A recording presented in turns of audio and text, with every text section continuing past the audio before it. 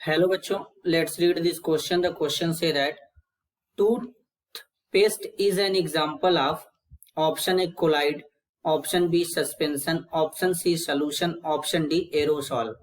तो सबसे पहले समझेंगे बच्चों की कॉन्सेप्ट। की कॉन्सेप्ट होगा बच्चों colloidal particle.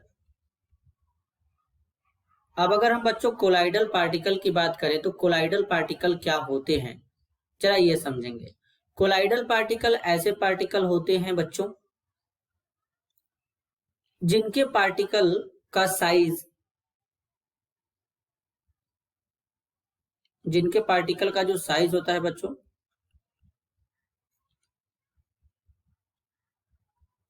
Size of colloidal particle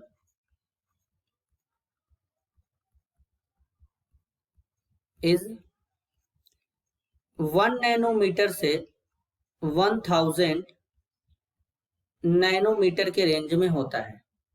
और इस टाइप्स के अगर पार्टिकल का रेंज रहेगा तो उसे कोलाइडल पार्टिकल बोलेंगे। अब अगर हम कोलाइडल पार्टिकल की बात करें या कोलाइडल की बात करें तो कोलाइड कैसे बनते हैं बच्चों।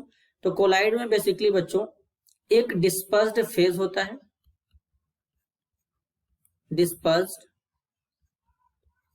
फेज होता है, और दूसरा डिस्पर्जन मीडियम होता है। क्या होता है? डिस्पर्जन मीडियम होता है। तो अब इसमें अगर हम बात करें कि कोलाइड में डिस्पर्स्ड फेज और डिस्पर्जन मीडियम क्या होता है, तो अगर डिस्पर्स्ड फेज सॉलिड रहेगा और डिस्पर्जन मीडियम जो रहेगा बच्चों वो रहेगा लिक्विड, तो इस केस में जो बनता है वो बनता है toothpaste.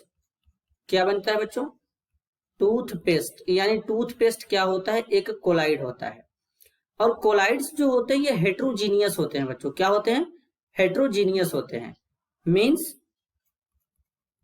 Toothpaste are example of sol, इसी को सॉल्व भी कहते हैं बच्चों, in which dispersed phase is solid and dispersion medium is liquid।